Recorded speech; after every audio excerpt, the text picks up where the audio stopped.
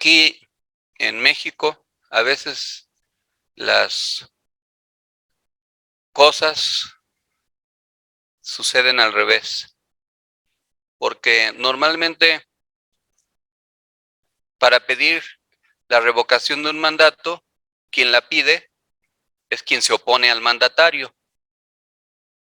Aquí fue al revés.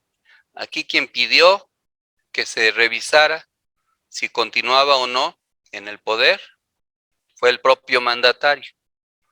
Este es un acto de congruencia democrática.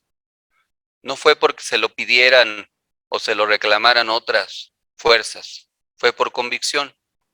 Hay que recordar que este ejercicio no es la primera vez que nuestro presidente lo hace. Cuando él gobernó la Ciudad de México del año 2000 al 2006, también se comprometió a que cada 2 años se le iba a preguntar a la gente si deseaba que continuara o no en el gobierno. Y se hizo la consulta en el 2002 y se volvió a hacer en el 2004. La modalidad que se utilizó fue la consulta vía telefónica, porque como ahora en este caso por parte del INE, había muchos obstáculos para que se pudiera hacer y se ponía como pretexto el costo de la consulta, pero por teléfono pues no era tan caro y se podía hacer como se hizo y funcionó adecuadamente. Ningún otro gobernante del país a nivel estatal lo ha hecho. El que lo prometió hacer, pero así como esa promesa ha hecho otras que incumplió y está incumpliendo, fue Enrique Alfaro, gobernador de Jalisco, por parte del Movimiento Ciudadano. Él dijo que a la mitad de su mandato, que ya lo cumplió, se iba a someter a la revocación del mandato, que iba a ser el primer gobernador que lo iba a plantear. Pero una cosa es decirlo en una campaña y otra cosa es cumplirlo ya en la función de gobierno.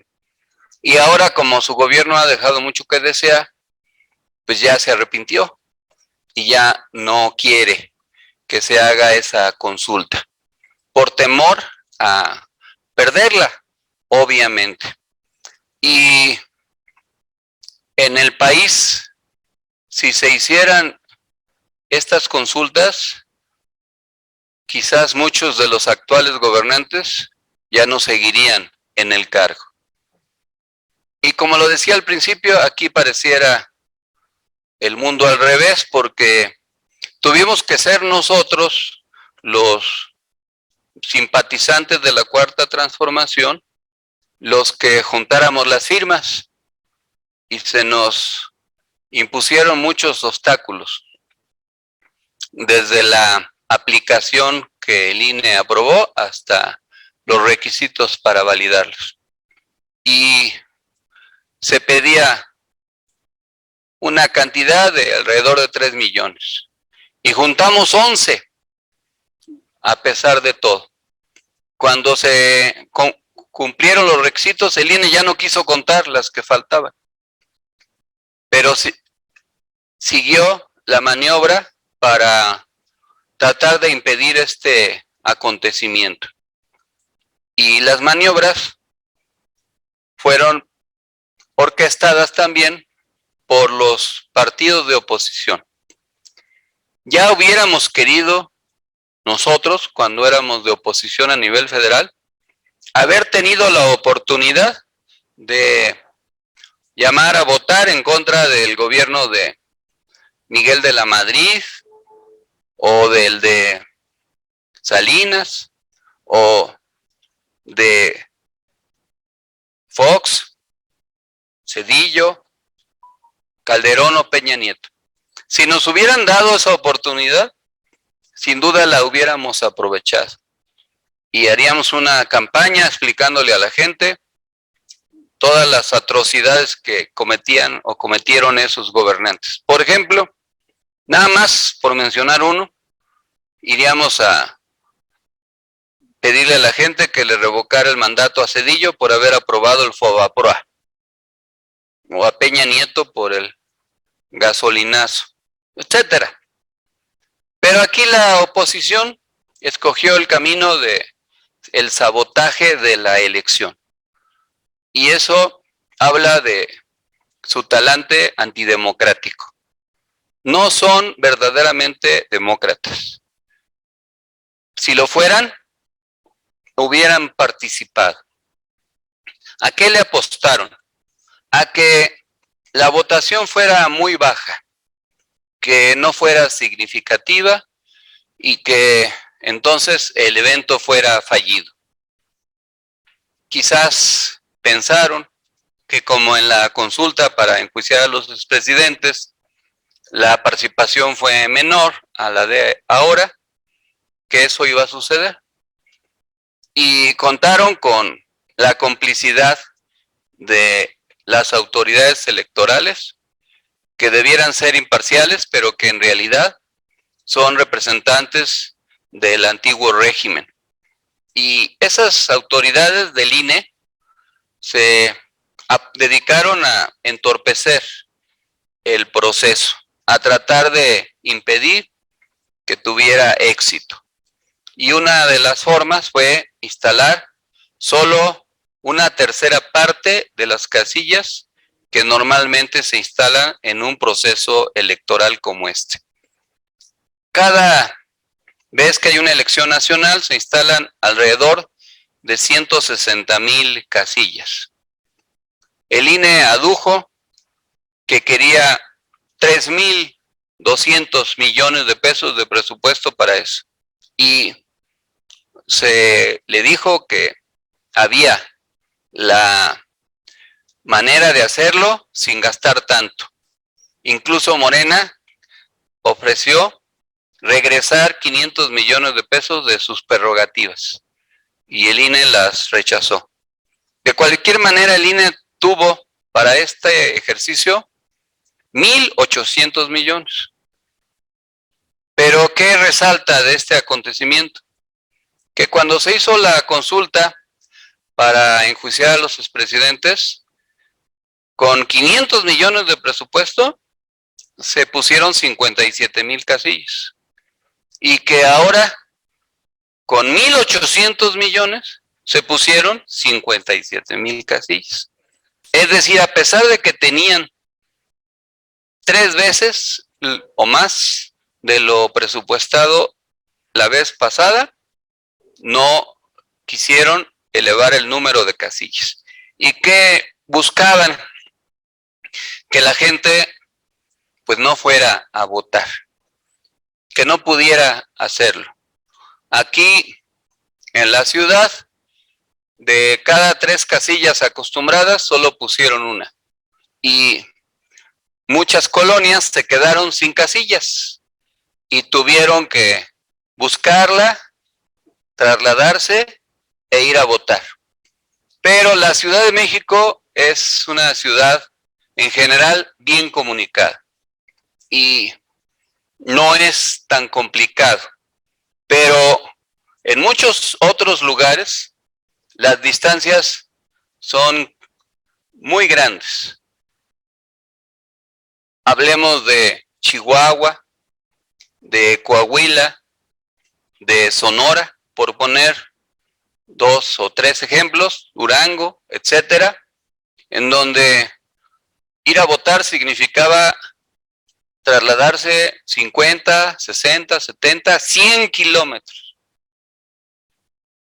Y la gente normal, pues es muy complicado que haga eso, porque no tiene incluso los recursos. Pero por convicción y por principios, la gente en muchos lugares del país se organizó. Y además, apelando a su cultura comunitaria, se dedicaron a recorrer los kilómetros que los distanciaban de las casillas. Y aquí hay que honrar a esas ciudadanas y ciudadanos que se trasladaron caminando o en algunos animales de carga, en tractores, en vehículos particulares, en bicicleta, incluso hasta en embarcaciones, cayucos u otras formas de transporte, y que recorrieron mucha distancia y que fueron a exigir que se les respetara su derecho a votar. Y en muchos lugares fue ejemplar. Y hay que felicitar a la gente por ese gran esfuerzo y esa cultura cívica. Y agradecerles que hayan hecho ese aporte a la democracia. Quizás por el origen de nuestro presidente, pero la entidad que más porcentaje de votación tuvo fue Tabasco, con el 36%, casi solo 4 puntos abajo del 40% del requisito. Y muchas entidades superaron el promedio, incluso algunas que no están gobernadas por Morena, como es el caso de Yucatán, que superó el promedio y que logró un 21.54% de participación, que en números globales son casi 360,000 votos de electores de Yucatán, que hay que recordar que esa entidad está gobernada mayoritariamente por el PAN. Y también donde, incluso aunque hubo porcentaje bajo de participación, en términos absolutos, fue mucha votación, que fue el caso de Guanajuato. Ahí lo único que hubo que tratar de evitar era pasar por Salamanca, porque ahí nos hiere el recuerdo, pero fuera de ahí, por los caminos de Guanajuato, transitaron muchos compañeros, y el presidente hoy en la mañanera resaltó más de 430,000 votos. Eso es muy superior a los alrededor de 300,000 votos que obtuvo él cuando fue candidato a la presidencia. De tal manera que vale la pregunta, si se hubieran instalado el 100% de las casillas, ¿qué resultado se podría haber tenido? Pues un ejercicio muy simple implicaría que cuando menos se duplicaría, cuando menos. Pero podría incluso suceder que se superara. Y eso fue lo que la derecha y las fuerzas conservadoras quisieron evitar. Pero no lo lograron, porque a pesar de las limitaciones, el resultado fue muy positivo, fue un éxito. Y hay que agradecer a todas las compañeras y compañeros que voluntariamente hicieron el esfuerzo para participar, y pedirles que no bajen la guardia, que sigamos trabajando, porque tampoco es el momento de tirarse a la hamaca y relajarse y pensar que todo ya está resuelto.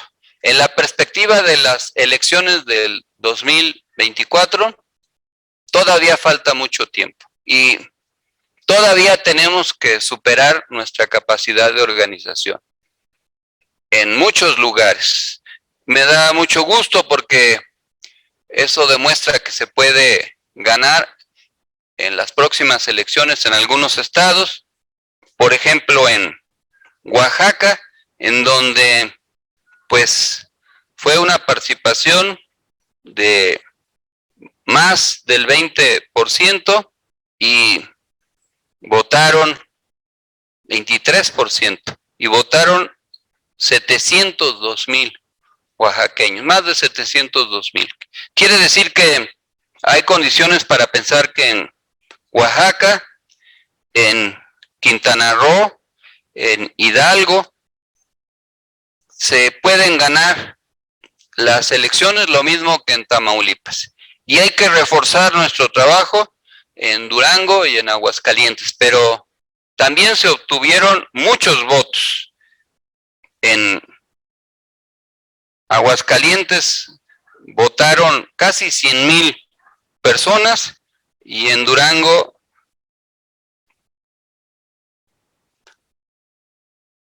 140,000 en números globales, lo cual es también muy importante. Aquí en la Ciudad de México tuvimos también buenos resultados. De las elecciones en junio, que hubo un descuido, en junio del año pasado, nos hemos ido recuperando. Primero fue la votación para enjuiciar a los expresidentes, pero ahora fue mucho mejor. La Ciudad de México aportó 1,5 millones más o menos de votantes, lo cual es muy significativo. Y en algunas alcaldías donde tuvimos dificultades, se logró también recuperar muchísimo la votación. Y eso habla de la posibilidad de seguir creciendo. Y no es dato menor que en la Cuauhtémoc también se haya logrado una altísima votación. En el distrito 8, más de 61,000, y en el distrito 12, más de 50,000. Todavía falta. No podemos decir que ya con esto ya tenemos asegurada la recuperación, pero hay motivos para ser optimista. Sin embargo, no cometamos errores. No nos dividamos, porque la división incuba derrotas. Por ejemplo, en Azcapotzalco, en las elecciones del 21, una candidata del partido Fuerza por México sacó alrededor de 12,000 votos, que fueron los que nos hicieron falta para que Vidal Llerenas ganara la elección. O en Tlalpan, también un candidato de Fuerza por México nos quitó votos y nos hizo perder. ¿Y qué es decir de la Cuauhtémoc, donde hubo deslealtad, traiciones y acuerdos inconfesables con poderes fácticos y mafias? E impusieron a una señora que ha sido y sigue siendo una verdadera calamidad para los habitantes de esta demarcación.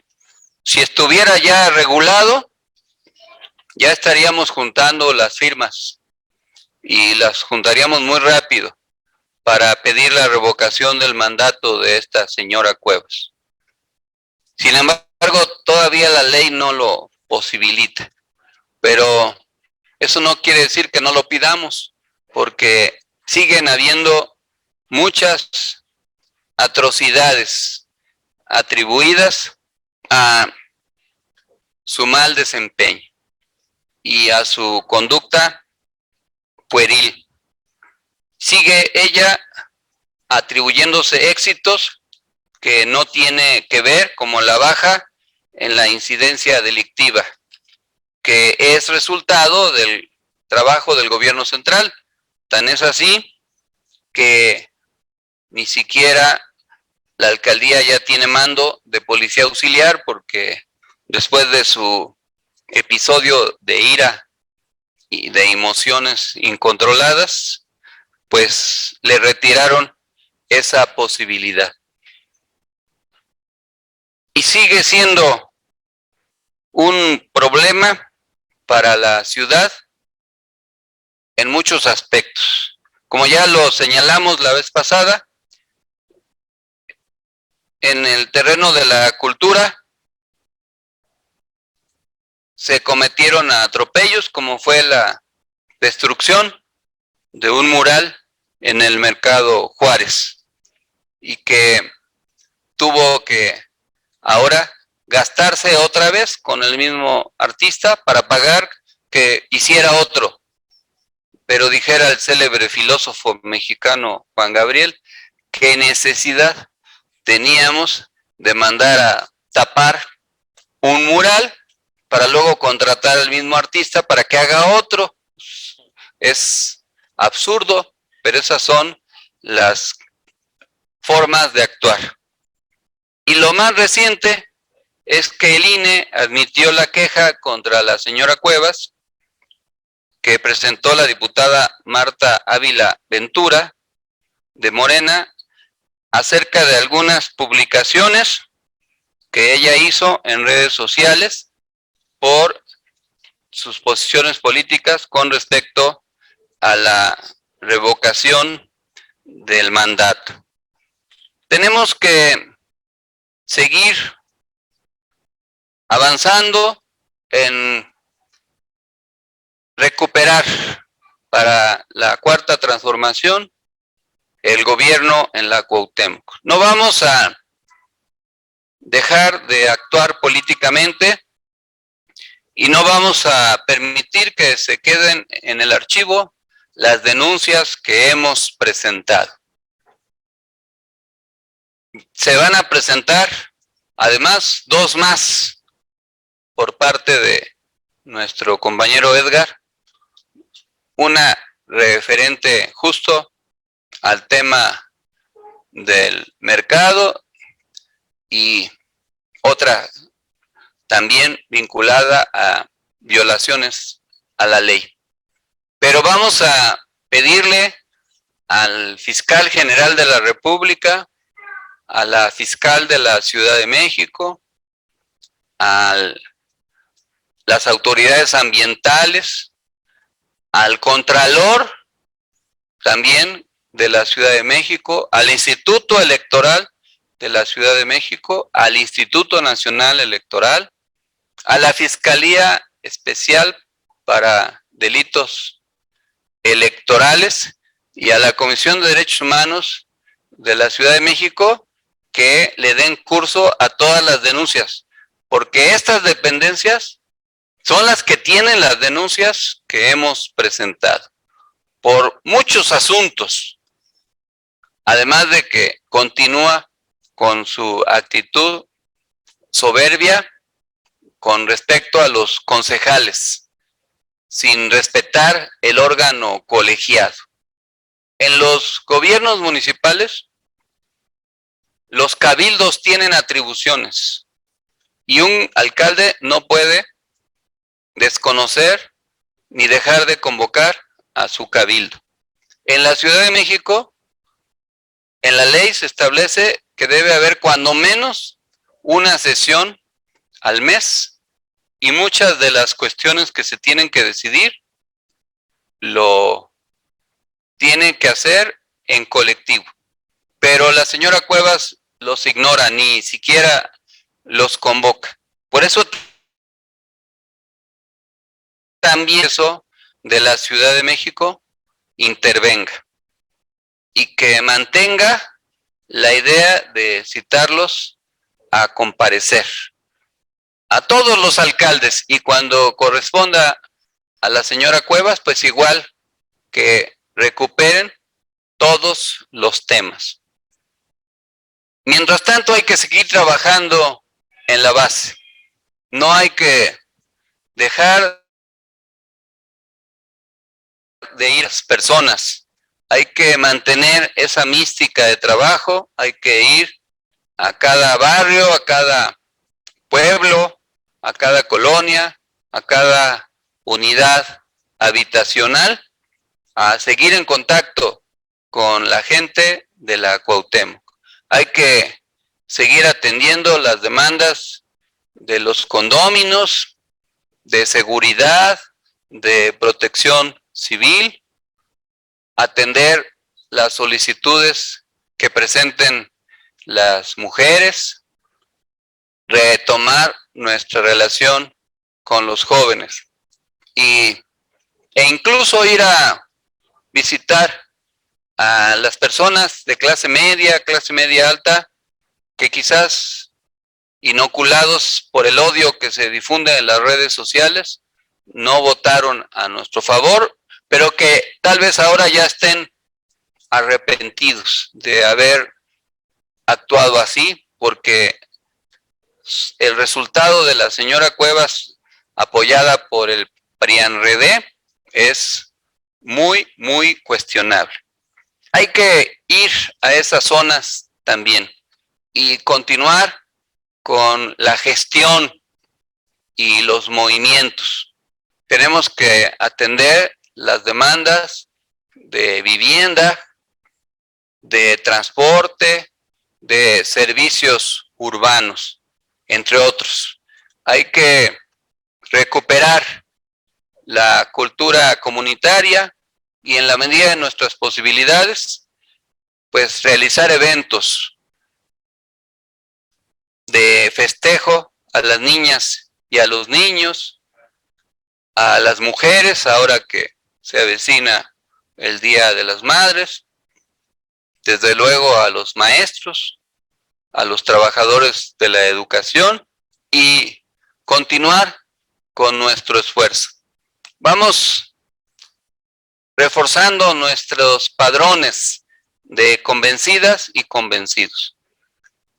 Tenemos que hacerlo valer en cualquier momento, y cuando sea pertinente, también llamar a la movilización. Ya se vio la capacidad de movilización que hubo el pasado miércoles en el Monumento a la Revolución, pero cuando haga falta, también hay que hacerlo en la Cuauhtémoc, pero para eso hay que tener contactos telefónicos, de WhatsApp y correos electrónicos que nos permitan comunicarnos rápidamente a través de las redes sociales. Cuando haya condiciones, no estaría mal convocar a un evento masivo, también para seguir en nuestro trabajo político y social. Tenemos muchos motivos para estar contentos y para reconocer en todo el país a la gente que se comprometió y que llamamos votar, y estar orgullosos ante el mundo de nuestro presidente. No hay en el mundo un presidente que él mismo convoque a que voten si quieren o no, y que siga y que como resultado obtenga 92% de apoyo.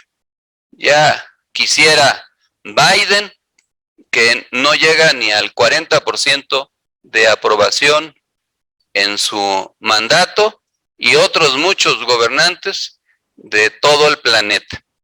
Pero no basta con ganar una vez, hay que continuar y seguirnos organizando. Vamos a convocar a una reunión después de Semana Santa más amplia para las tareas que vienen. Entre otras, hay que continuar luchando por la reforma a la energía eléctrica y a la ley de minas que pronto se va a presentar, porque, entre otras, eso también tiene que ver con el nivel de vida de la gente, y explicárselo, que en España la empresa Iberdrola controla el mercado y que las tarifas han hecho que mucha gente pase condiciones terribles, sobre todo en época invernal. Y que en México fue Calderón el que hizo acuerdos con esa empresa y que luego esa empresa lo contrató. Y por eso también fue muy buena noticia que la Corte impidiera que se declarara inconstitucional la ley de energía eléctrica que la Cámara de Diputados aprobó en la pasada legislatura. Y está por votarse mañana y los siguientes días la iniciativa de reforma constitucional en materia de energía eléctrica. Y veremos cómo dan su votación. Y si traiciona al pueblo, hay que dar a conocer los nombres de los legisladores del PRI, del PAN, de lo que queda del PRD, e ir a los distritos, que la gente se entere lo que hacen y continuar. Y otros temas. Y si hay condiciones, también hay que preparar la ley electoral para hacer a un lado a estos consejeros facciosos, representantes del antiguo régimen, y buscar un mecanismo más sencillo, que en otros países se utiliza. Han satanizado mucho a Venezuela porque con sus campañas de difamación colocan a el gobierno bolivariano como un demonio. Así lo hizo Nicolás Maduro. Pero en Venezuela se vota electrónicamente.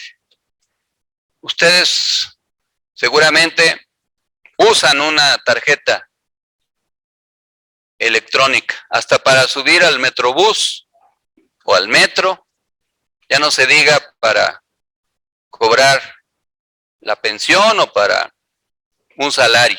La gente ya tiene ese hábito. La credencial de lector puede ser como una tarjeta de crédito. Y el día de la votación se mete como en los cajeros y se vota y la máquina te regresa un ticket de cómo votaste y tú puedes comprobar. Y no cuesta ni la décima parte del proceso electoral, porque no hay que poner urna, ni auxiliares, ni darle de comer a decenas de miles de personas, etcétera. Y los resultados, pues están a la hora de que se concluya la votación y se puede auditar. Y nadie cuestiona ese mecanismo de elección. Pero, por ejemplo, ayer hubo mucha gente que no pudo votar, a pesar de tener su credencial de elector. Cuando hubo la pandemia, se dijo que a los que se les había vencido podían usarla.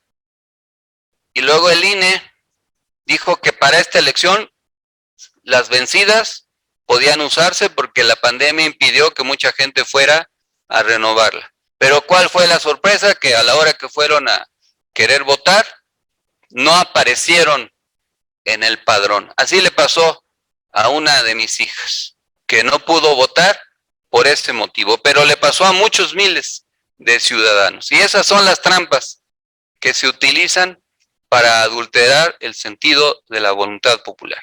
Pero nos fue bien y nos va a ir mejor si nos seguimos organizando, si seguimos trabajando.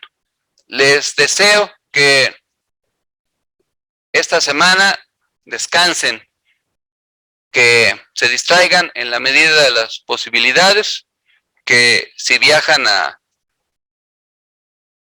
Rusia se cuiden, si quieren ir a pasear a ese país, pues mejor busquen otro destino alterno. Y si van a permanecer en la ciudad, pues que haya convivencia y que regresemos con muchas energías, que el próximo lunes tengamos ya un nuevo plan de trabajo para la etapa que viene. Que no nos relajemos y que digamos, bueno, ya, y nos distraigamos porque no hay que perder el impulso y hay que continuar. Y si ahora, sumados el distrito 8 y el 12, con la tercera parte de las casillas fueron más de 110,000 votos, pues vamos a proponernos 150,000 o 200,000 en la siguiente etapa. Esa es parte de la tarea y del compromiso. Muchas gracias a todas y a todos los compañeros que promovieron la votación, que ayudaron a votar, que acudieron a las urnas, y también vamos a decirles que nuestro presidente está muy contento y que no tiene pretensiones reeleccionistas, porque eso fue otra de las calumnias, que este ejercicio era porque él se quería reelegir, y desde siempre ha dicho que él respeta los periodos que la ley establece para gobernar. Ya se verá en su momento qué persona, hombre o mujer, es la que mejor nos represente para la elección presidencial, para darle continuidad al trabajo de la Cuarta Transformación. Mientras, hay que seguir unidos y organizados por el buen vivir. ¡Viva la Cuarta Transformación! Muchas gracias, compañeras y compañeros.